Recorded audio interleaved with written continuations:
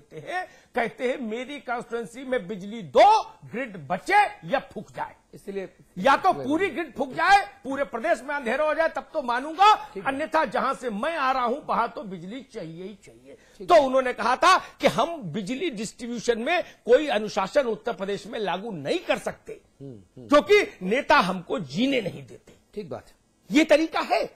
जो सबल है, समर्थ है, वो बिजली भी छीन के ले जाएगा। अरे आप लोगों का बस चले तो आप भगवान की दी हुई रोशनी और हवा पर भी प्रतिबंध लगा दो और ये कहो केवल मेरे चुनाव क्षेत्र में जाएगी ये रोशनी। जी, अभी कुछ दिनों पहले नरेंद्र मोदी को मैं सुन रहा था।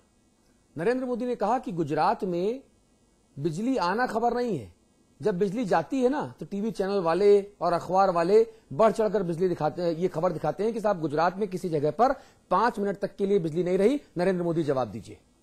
ये बात उन्होंने अपनी पीठ थपथपाते हुए कही, लेकिन जब ये बात वो कह चुके तब मैंने अपने उत्तर प्रदेश, अपने बुंदेलखंड के बारे में सोचा कि काश एक पत्रकार के नाते जो बातें वो कह रहे हैं, जो खबर वो बता रहे हैं, वो खबर मैं अपने प्रदेश में कब छापूंगा कि उत्तर प्रदेश में बुंदेलखंड में 5 मिनट के लिए बिजली गई और ये खबर मैं अपने अखबार में या अपने चैनल में छाप रहा हूं या दिखा रहा हूं। मैं उस दिन की कल्पना करता हूं और आप लोगों से ये गुजारिश करता हूं कि काश ये मेरा सपना, इसको साकार कीजिए, लोगों को बिजली दीजिए, जहां पर 5 मिनट भी बिजली जाना एक खबर बन जाए। अभी तो 5 मिनट बिजली आना एक खबर है और ये सत्य है। बहुत धन्यवाद आपका मल्होत्रा जी, बहुत शुक्रिया अशोक जी, अमिताभ जी आप बने रहेंगे। एक ब्रेक यहां पर लेना, ब्रेक के उस पार उत्तराखंड की बात होगी।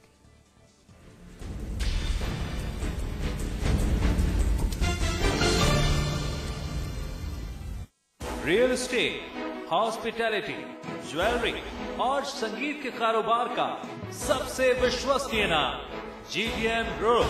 सभी बड़े शहरों में टाउनशिप, कमर्शियल स्पेस और ग्रुप हाउसिंग का निर्माण करने वाला जाना पहचाना नाम जल्द ही पंजाब और झारखंड में करने जा रहा है अपना विस्तार। The destination of your aspirations, GTM, let's make it happen. इसमें टेस्ट है, तंबाकू नहीं। आप भी आजमाइए रजनीगंधा। रजनीगंधा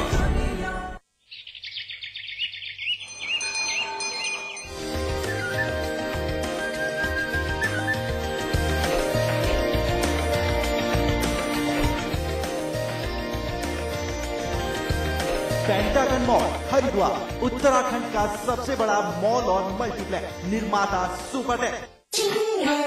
आज ली क्या? एंड देन इंटरेस्टिंगली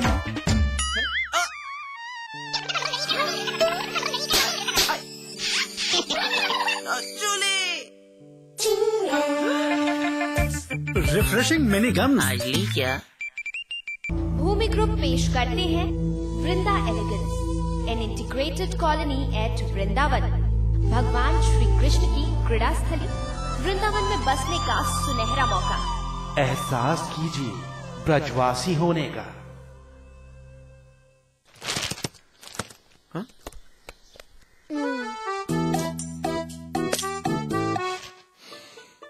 सौंफ,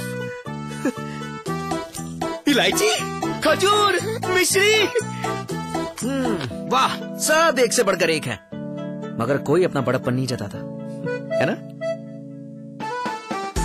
रहो हमेशा पास पास।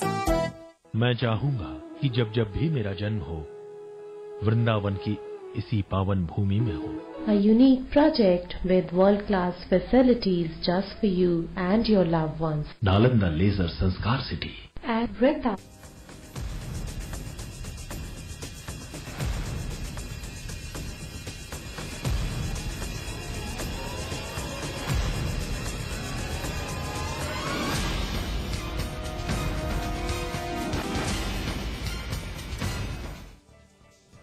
और अब बात उत्तराखंड की करेंगे, जहां लाखों करोड़ों लोगों की आस्था के केंद्र हर की पैड़ी के अस्तित्व पर ही सवालिया निशान लग गए हैं।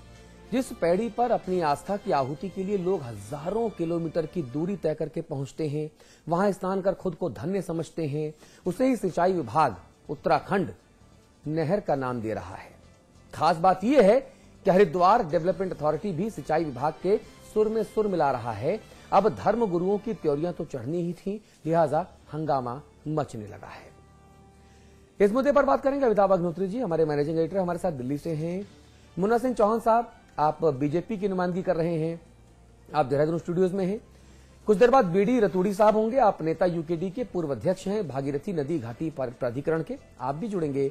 और फोन पर हमारे साथ प्रकाश पंत होंगे, आप नेता प्रतिपक्ष, आप विधानसभा अध्यक्ष रहे हैं, आप उत्तराखंड के मंत्री रहे हैं और आपने इस मुद्दे पर सबसे ज्यादा काम किया है, आप से भी हम जानकारी लेंगे इस विषय पर। जी, तो हरिद्वार की जिस हर की पैड़ी में वर्षों से लोग मुक्ति की चाहत में डुबकी लगाते हैं, लोग जिसे पवित्र गंगा कहते हैं, क्या वो सिर्फ एक नहर है?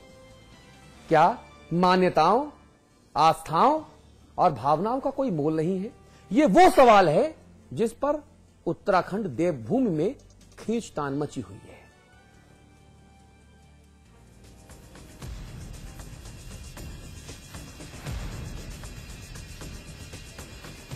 यहां दुनिया के हर कोने से लोग आकर स्नान करते हैं। हजारों साल पहले यहां अमृत की चंद बूंदें गिरी थी। हजारों साल बाद भी लोग उसी की चाह में आते हैं।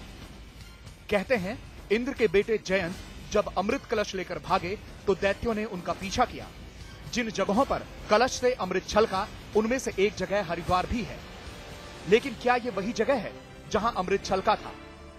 इस पर एक नई बहस छिड़ गई है। कुछ सरकारी विभाग हाईकोर्ट में शपथ पत्र देने की तैयारी में है कि ये जगह हर की पैड़ी नहीं है। हरिद्वार विकास प्राधिकरण और सिंचाई विभाग ने गंगा को गंग नहर बताया तो पुरोहित आवेशित हो गए।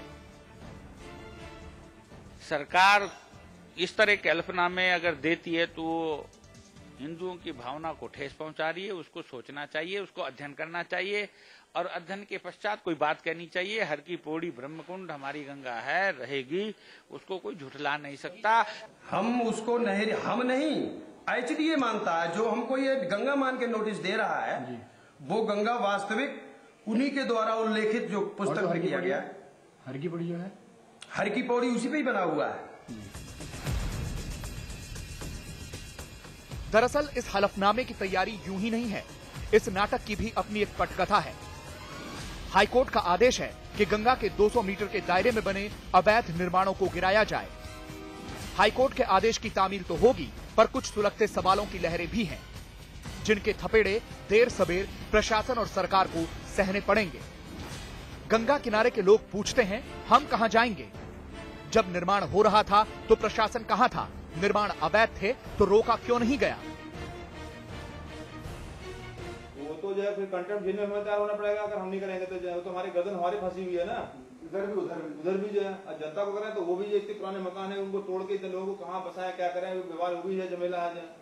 तो इसलिए इसमें जो शांति रहो आप लोग, जो मुझे मुंह में खुलवाओ जाए। हिंद के सपूत मालवीय के आंदोलन के बाद गंगा की मुख्य धारा हर की पैड़ी में लाई गई थी। वहीं पर ब्रह्मकुंड है, भारत भावनाओं की भूमि है। धर्म और मान्यताएं लोगों के लहू में हैं। ऐसे में इन्हें आहत करना कितना उचित है? शोभित वर्मा, हरिद्वार, समाचार प्लस।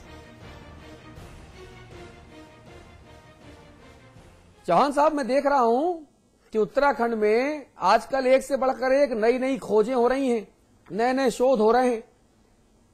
गजब भाई दलील दे दी और उस दलील में सिंचाई विभाग सुर में सुर मिला रहा है।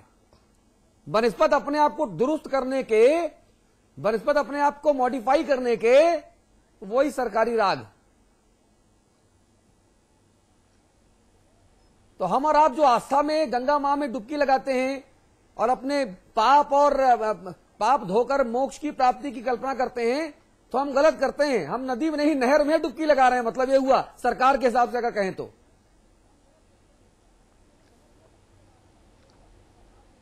मुन्ना सिंह जी।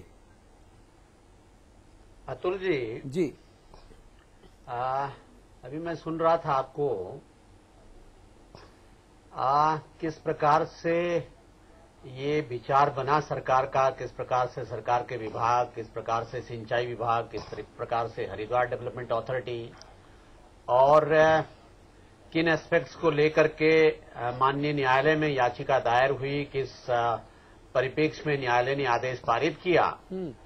ये अपने आप में समग्र रूप से जब चीजों पे देखेंगे तब जाकर के कुछ मालूम पड़ेगा कि इश्यूज क्या थे।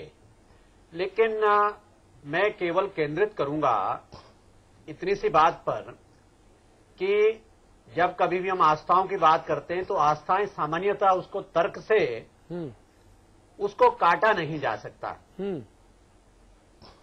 उसका बहुत कोई ना कोई साइंटिफिक आधार दिया जा सकता है और ना ही उसको खारिज किया जा सकता है इस आधार पर कि विज्ञान फला चीज के बारे में ये कहता है, विज्ञान वो कहता है।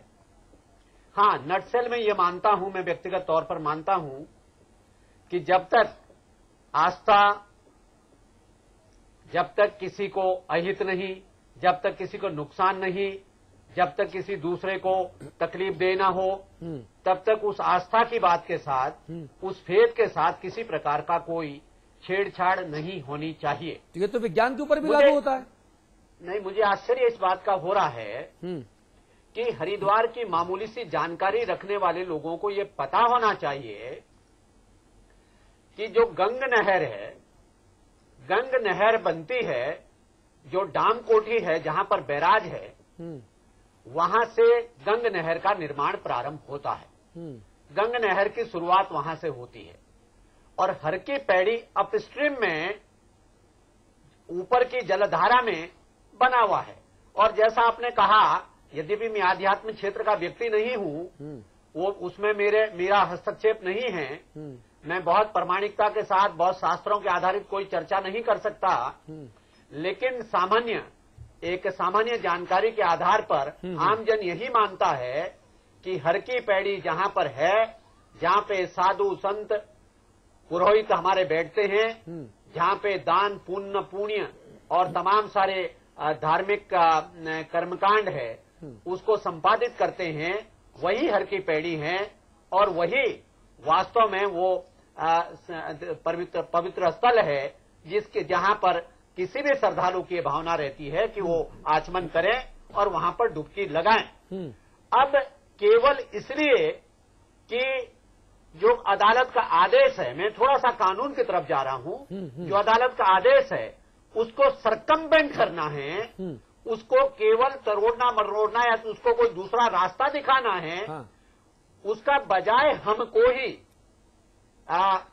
कोई एक यांत्रिकी की दृष्टि से, विज्ञान की दृष्टि से, हम प्लानिंग की दृष्टि से उसका कोई समाधान ढूंढने की बात करें, हम उसके एवज में जो हजारों सालों करोड़ों सालों पुरानी जो हमारा आस्था है, हमने उस आस्था को ही खारिज कर दिया। रतूड़ी जी, हमने कहा ये हर की ही नहीं है, ये गंगा का प्रवाह ही नहीं है। आ रहा हूं आपके पास, आ रहा हूं। रतूड़ी जी, तो बड़े भारी विवाद को हम जन्म दे रहे हैं। रतूड़ी जी, ये बहुत भारी विवाद को जन्म दिया जा रहा है।